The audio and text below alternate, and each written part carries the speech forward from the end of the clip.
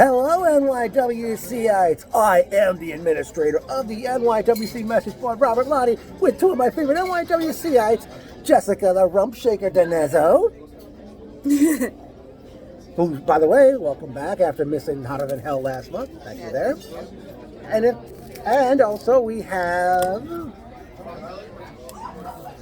It's her sister, Leanne Shazam Danezzo.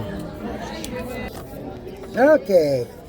Till I Collapse 2023 was a heck of a way for the New York Wrestling Connection to kick off the fall season. All right.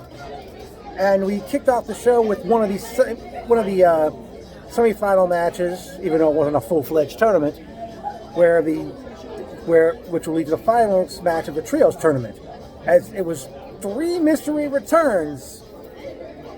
Former champion, former fusion champion, former multiple-time tag team champion, the Desolate One, Rex Lawless. And then Rex said he was glad to be back in the Sportatorium and introduce his partners, the most succulent tag team, Randy Summers and Brandon Watts. Milk chocolate. And they did battle with Mike Mondo, Sean Watcher, and Darius the Juggernaut, collectively known as the Inevitable. I think we could match these two.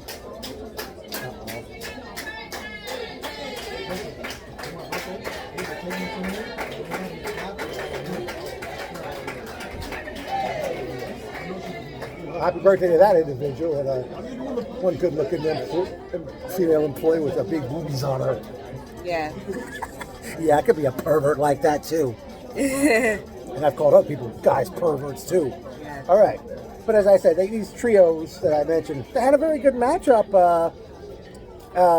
Eventually, I believe it took like some kind of, I forgot if it was either Summers or Watts that got pinned after a top rope clothesline by one of them that the old Powers of Pain did for a finish, which as a result led to the Inevitable defeating Rex Lawless and Milk Chocolate to make it to the finals of the trios tournament, which we'll get back to shortly. Now, your first look at Sean Watcher and Darius the Juggernaut. They were good. They were different. Well, yeah, they were. I'm not sure if they were trained at NYWC or not, but that match altogether was good. It was great. It was all action, good surprises. Yeah, alrighty. And after the matchup, Sean Watcher announced that he recently had a daughter, and it's been 7 years since he's beat cancer. And he had there was something left on the seats. I don't know. You didn't bring that with you, did you? No. Okay. I guess it was something to donate to a way to end cancer and stuff. But sure, it's a good cause and all. But I digress. Maybe I'm using the wrong word. All right, Leanne. The opening 6-man tag team match. Your thoughts? It was good. Okay. Oh, that's me?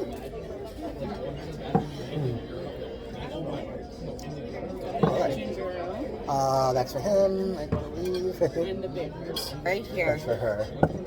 Thank you. All right. Enjoy, guys. Thank you. Wow, look at that. Yeah, I feel flabbergasted a little bit right now. That's the lady. That's a big boobies on her. But she's not our waitress. She's a server here. All right. Up next was a hardcore match as Nico Gray took on one of your favorites, Jay Red. Yes. And a pretty brutal match these guys had. Yeah. Eventually, Jay Red pinned. Wrong table. Jay Red defeated Nico Gray with the Van Terminator / Coast to Coast, where he did like a drop kick off the top rope, corner to corner, dropping a trash can in Nico Gray's face. You know, I can't believe somebody in the crowd held up a sign that said Jay Red, the hardcore icon. Yeah, I know. Okay. Not true at all. Yeah, not as hardcore as others, but hardcore nonetheless. How'd you like that match? It was good. I liked it. Okay. Leanne, your thoughts on the hardcore match, Nico Gray against Jay Red? Good. All right. Next up was one of your favorite parts, as we saw Dolly Darko challenge Amity LeVay, accompanied by nobody's better Michael Mastretta for the Starlet Championship. seemed like Dolly was having her way and such. And I forgot how it ended. Emily LeVay pinned Dolly Darko to retain the Starlet Something Championship. Vestretta did. He came up to the apron, yeah. Don't know what happened there. Emily LeVay was victorious over Dolly Darko to retain the Starlet Championship. It was good. I wish Dolly would have won. I know you're hoping. Really close. Yeah, but I mean that's the thing that they're lacking right now. They don't have too many women. Or I mean, I don't know if there's any women training there right now. All right. Now, Leanne, your thoughts on that Starlet Championship where Emily LeVay defeated Dolly Darko to retain the Starlet belt? Good. Okay. Up next was a tag team match. We were set to see Queens Gets the Money to battle with the Dirty Deeds. But just before the match got underway, out comes Miami Mike Walker and Vinny Tolada. Post game, yep. and I forgot what they were saying. They were talking about partying and stuff. And then all of a sudden, they wanted to insert themselves into the match. And they wound up a triple threat match. First, I forgot who it was, but Queens against QGTM got eliminated first. It was down to post game in the Dirty Deeds, but the QGTM come back out. They attack post game, and the referee called for the belt, signaling a disqualification. What's this when we have DQs in triple threat matches? What the fuck? Give me a break. I know, like really. Monsoon would say. Yeah. Or as Lake Girl Monsoon would say, will you stop? So, but you got to see those guys again post game. Yeah, that was good to see them again. And the match? It was a good match. It was very entertaining. Well, yeah. I don't know how many more teams they have right now in NYWC. Don't know if we'll have post game round for the next show or not. Leanne, your thoughts on what turned into a triple threat tag team match? Good. Okay. Oh. Okay. Okay, next up was a match that was not announced as Jorge La Bestia, who's all about that big man shit. Yes. It says so on his t-shirt. He comes out, but out comes NYWC's resident he's not exactly a physician. No. What's his name, though? He doesn't look anything like that dome hood Dr. Phil McGraw. Yeah. But it's none other than Dr. James Parker, who was on the microphone. I forgot what he said, and it led up to a match where Jorge La Bestia ended up beating Dr. James Parker. And once again, the doctor was out. I don't know. We're going to have to... He's like... hasn't won a match yet. I don't know. We have to change his name to Quack with the way he's going. Yeah. In case you didn't know, that's a term for a bad doctor. Yeah. So, your thoughts on that match with Jorge? It was good to see him again. Jorge? Well, yes. Yeah. But like they haven't really done much with him as of late, but he's on the shows, okay? So, Leanne, your thoughts on Jorge La Bestia doing a number on Dr. James Parker? Good. All right. Okay. Up next was one of the biggest matches tonight as Mr. Main Event. Salvatore Sabelli. Sporting brand new gear Yeah. as he had finally exercised his Joker's Wild title shot against the Big O. Quite a match these two had. At one point, O brought the championship belt in the ring, and referee James McGrady thought O was going to use the title belt. And then at one point, O scooped Sabelli up for a power slam, but McGrady was knocked down. And O was going to use the... I think Sabelli was going to use... one of them was going to use that... Yeah, Sabelli was going to use the card. And I think... no, Big O was going to... I can't remember everything, folks. But Big O... I think he tried to use the card, and I think it backfired, and it was hurting his throat. And then he Sabelli did a knee smash on the O onto the card, which tried to break it, but it was like kind of cracked. But then at that point, referee's still down, out comes... interfered in that match. Who? I forgot. Bald, bearded, failed to win the title a few times this year. Joey Conway. The cause of it all. And he has the championship belt. He tells somebody, fuck you, and hits him in the face with the belt. And then Conway pulls O's prone body over on the Savelli. Referee McGrady wakes up, makes the 3 count. Big O retains the championship thanks to Mr. Main Event Salvatore Savelli. Big O is still the champion. But I will say Savelli was robbed on this one. Yeah. Man, oh man. And the referees came out to help both O and Savelli out of the ring. And also the crowd was kind of split in that matchup. Yeah. Some people booing the Big O. People really cheering for Savelli on this one. Now, Leanne, your thoughts on Salvatore Savelli and Big O for the championship? It's good. Okay. And they went to intermission at that point in time. Okay? And they came back for intermission, and the lights in the arena in the sports room go out, and out comes a man who will soon be making his in-ring debut, a man simply known as Quite Frank. Yeah. And yes, that is his first name. I do know that. Quite Frank. Yeah, Frank. Quite Frank. His first name is his first real name is Frank. And he's in a promo. He's in a nice security outfit, I guess we could say, with a tie and all. Yeah. And he's doing a promo, and fans are like just eating him up. And I don't know if he lost the crowd. He just kept rambling on. And he said, "Wow." He says, "I'm not here for the fame. I'm not here for the money. I didn't come back to wrestling for what anybody thinks," and all this other stuff he was saying. He said, "Oh, I didn't feel like wrestling tonight anyway." And I think he said he'll be in action October 28th at the next show. I don't know who his opponent will be. We don't know. Okay, but your thoughts on that whole thing with him in the promo? It was interesting, Yeah, to say the least. seemingly. And your thoughts on Quite Frank's promo right after intermission? It's all right. Oh, it's something different. You said it's all right. Didn't say it was good or anything like that. Oh, by the way, Leanne, I forgot it. Yeah, what was I going to tell her? Oh, yeah, Honky Bunky. We'll make you laugh later. You know that. Oh, that's something Balky said on Perfect Strangers a long time ago. Oh, okay. I even showed her the video. Next up in singles match, it was, I guess, a battle of two young lions as A1G did battle with specialist Giorgio Lawrence. Yeah, Brianna was like all over this match. So was I. Yeah, but you know, you weren't as bad as her. Yeah. She was like, "I love you both," and all this other stuff.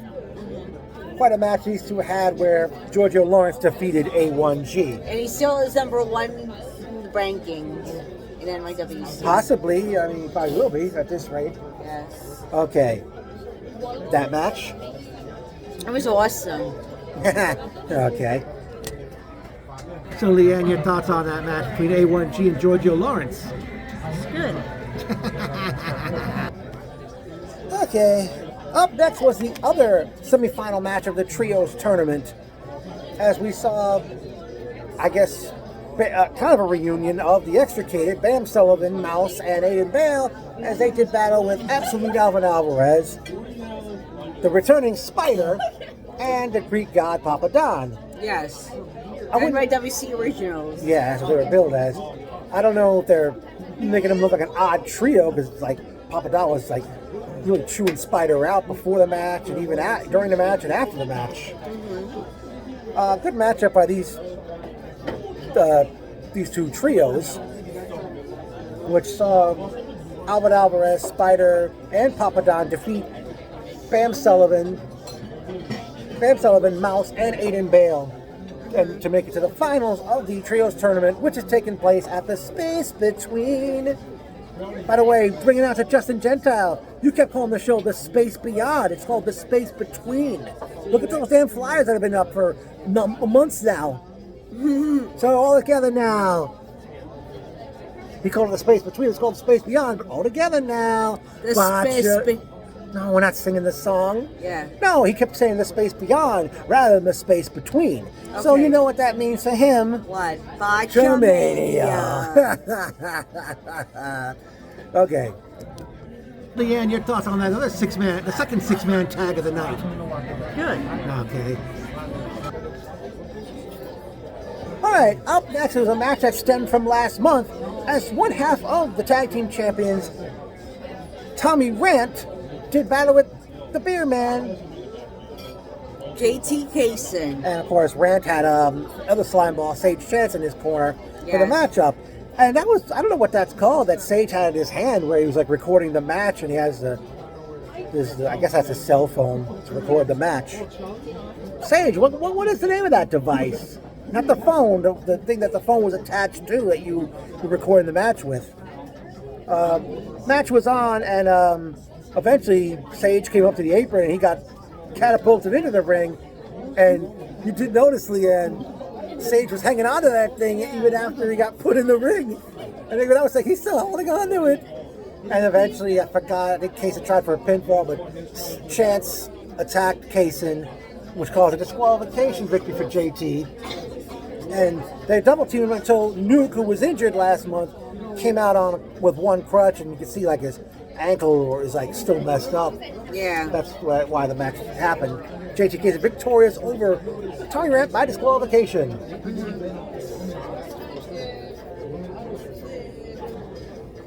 It was cool. Oh, all right. Okay. Now, Leanne, your thoughts on JT Kaysen against Tommy Rant tonight? It's good. All right. Okay, then next it was the triple threat match. As we saw, nobody's better, Michael Mastretta. Was he really? Accompanied by still Starlet champion Amity LeVay versus Christian Nunez versus Dan Barry for the Fusion Championship. A lot of Nunez and Mastretta butted heads a lot in this matchup, and the end came when Barry pinned Mastretta with some kind of, looked like a pile driver type move. Yeah, maybe something like that. And after Barry left the ring, Botchamania on my part. Nunez and Mastretta said something to Mastretta, and I don't know what they said, but Nunez left the ring. So Dan Barry defeated Christian Nunez and Michael Mastretta to retain the Fusion Championship, and Barry's still a Fusion Champion. Mm-hmm. Your thoughts on the match? It was good. It was very entertaining. Okay. All right, Leanne, your thoughts on that triple threat match for the Fusion Championship? Good. And then it was main event time, as it was the return of Cuffed and Caged. As we saw, Seth Cortez, The Audacity versus, teaming with Fifth Chorus versus the Shillelagh Hitmen and Unstoppable Izzy McKenna. Sensata Fury and Seth Cortez. Wait.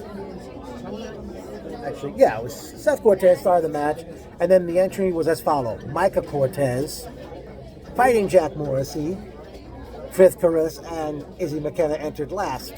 Mm-hmm. I believe. We had a scary moment when Izzy came out with that barbed wire bat. Yeah. And the bat kind of was unraveling, and the bat was caught in poor Seth Cortez's hair. Yeah. And even one of the referees had little scissors or something to try to cut I was going to cut his hair, cut the wire, but eventually Seth broke free. But what a trooper. Seth Cortez, definitely a trooper for because he was even using the baseball bat as a weapon, even when still caught to his hair. At the risk of sounding weird and stuff, it kind of makes me glad I don't have hair that long. And the fans actually cheered when his hair, he broke free from that thing. Eventually, it boiled down to actually both members of Audacity and both hitmen got cuffed into the cage, leaving Izzy and Fifth Chorus one-on-one at the end. And as they're going at, out came not one, not two, but three. Rudy Grizzly. And they go after Izzy, and at that point, one Grizzly and Fifth Chorus, they start taking the apron apart. They lift up the canvas covering, exposing the mats, and exposing the wood. And they set up 2 boards on chairs. And to show you how much of a bunch of klutzes these Grizzlies are, one of them had a chair, and he went to hit Izzy with it, but Izzy managed to take the 2 Grizzlies that were holding her, put them in place, and they got knocked down to the floor. Then Izzy took that one klutz of a Grizzly, handcuffed that Grizzly to the ropes. An extra pair of handcuffs was brought in, and eventually Izzy powerbombed Fifth Chorus off the second rope, through the 2 boards on the chairs, dragged him to the cage and cuffed him to the cage, enabling Izzy McKenna and the Shillelagh Hitmen to defeat Fitzpatrick and the Audacity in Cuffed and Caged. It was an awesome match. Definitely, I'll say it's definitely up there. So many, I don't know how many Cuffed and Caged matches are now in the history books now. Alvin Alvarez, you're probably the one who knows because you've been in a few of them in the beginning. So, okay, hold that thought. Leanne, I guess there's no point in me asking you your thoughts on the main event, which was the Cuffed and Caged match. Good. That's the only word you've got?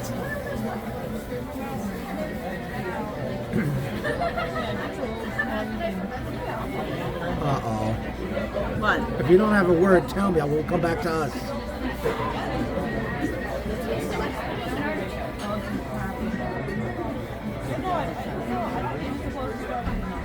Meantime, where's our dang food? All right, Leanne. We'll just keep going with the recap. We'll get back to you later on. Okay, personal notes time. Great seeing... Oh, welcome back, Riley and his dad.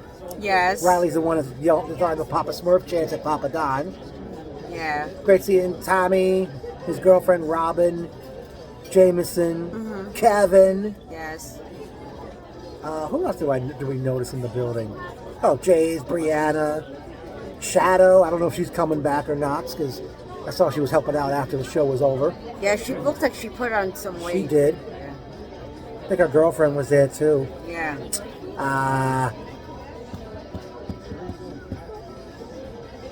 Surprisingly, Aaron, the photographer, was not there tonight. Yeah, I know. I don't know what happened. What I don't know if she had something else to do or what the deal was. Okay. And once again, Commissioner Keith Ringer, MIA. Why did they make this guy commissioner if he's not around on the shows? I mean, maybe you know, we'll get an answer in something. Well, you can't speculate. You know. I don't know. They got lives away from this. Or if he's under the weather, you know. That too. That we don't know. Also, The show must go on. And Yeah. the show went on. all right. Some good-looking ladies were in the crowd, and by the way, the crowd returned because over the summer the crowds weren't that big. The crowd, the good-looking ladies in the crowd. I think Satanta Fury's girlfriend was sitting with them, and the taller one. She, I walked right by her because I just came out of using the bathroom during an admission, and she went to go inside to use it. And I keep forgetting to time the matches while the shows are happening. I did that a few times this year. One little kid in the crowd was wearing a Santa Claus hat. Oh, God. Yeah, I mean, come on, kid, let's get through Halloween first. Maybe he had a few beers in him. I don't know. A child? Oh, a child? The child was wearing it. It wasn't a man or a teenager. Okay. Well, happy holidays to everyone. Well, the holidays are yeah. coming. Yes, they are. And, Okay. wrestling's going to get better and better. Okay. Well, yeah, the crowd came back tonight. Sure did. All right. And the threat of the hurricane and the wet weather, they showed up. Okay. We got some memorable quotes. Me. One little kid to Rex and when Rex and Milk Chocolate said who wanted this when their match was about to get started. Hey guys. Rex Lawless when he noticed us. Yes. When he went to get out of the ring and let Brandon or Randy start the match. What the fuck? Some guy in the crowd during Quite Frank's promo. And by the way, the food truck was there again. And I feel bad for poor Jameson. I don't know what took his food. I don't know if that food truck's got enough guys working there. Or they're simply, like I said to Leanne last month, they're slow as shit.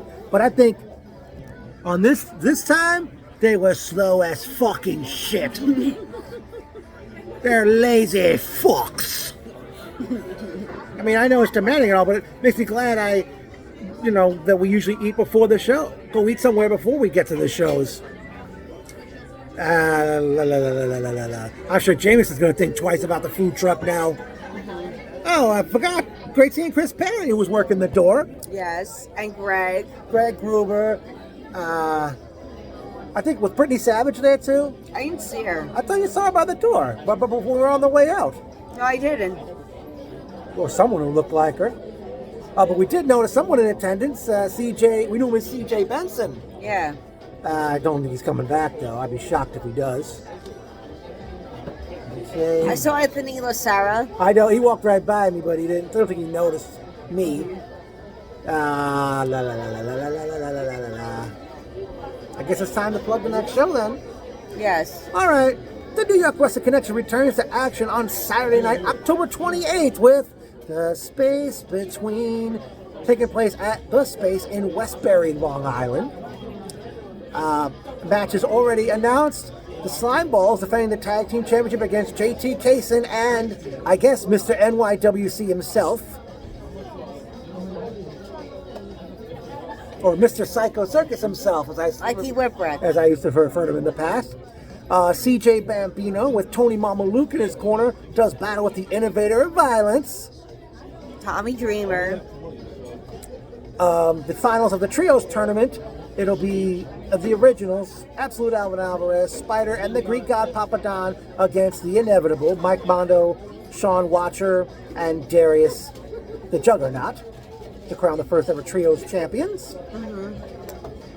A number one contenders match in which it'll be the cause of it all. Joey Conway. Versus Mr. Main Event. Salvatore Sibeli. Versus Chris Masters.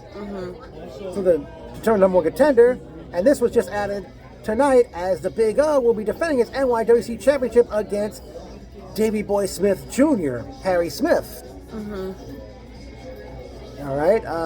Also, before the matches get underway that night, John Silver, Alex Reynolds, and Steve Forge, the Big Dog, will be inducted into the NYWC Class of 2023 Hall of Fame. Now, I hope Rex Lawless and Milk Chocolate will be back on a regular basis. Your thoughts on that? What I just said? I do too. Yeah, I know you love the Milk Chocolate Tag Team.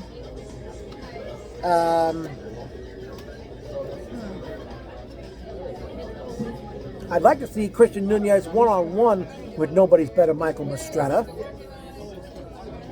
And also I'd be interested to see where everybody else goes from here. I mean, this was one whale of a show. Where's our dang food already? I don't know, maybe Applebee's here is slow as fucking shit. Or they're short tonight, maybe. Oh, great seeing ringing out to Justin Gentile as well. And Shane. Yes. Anything else you want to add to this? No, I'm good. Are you? Okay. Well, overall, Till I Collapse 2023. Was a successful kid. Successful kid? Hit. Oh, hit. Okay, yeah. Okay, now, are you going to go to the Space Between October 28th? I would like to. Oh, well, you'd like to. Well, yeah, we'll see how it goes. But let me see now. Leanne, your thoughts overall on tonight's event, and if you'll go to the Space Between on Saturday, October 28th. It was really good. The show, all right. Well, like I said, I mean, I guess a question mark for you and Jessica right now as we record this already. So, at this point,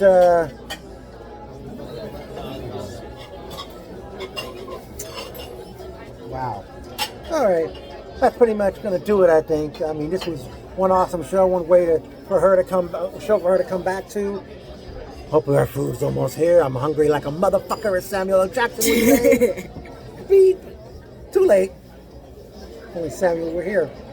All right, so NYWC did awesome, and I guess now all together now. NYWC, NYWC, NYWC, NYWC rules. I don't know about the ladies, but I will be at the Space Between on Saturday night, October 28th. Now, by the way, I forgot to mention, hopefully some new fans will be garnered with that show. They rarely come to Nassau County. That's what Westbury is, all right? All right. Hope you all enjoyed this one, folks. Okay.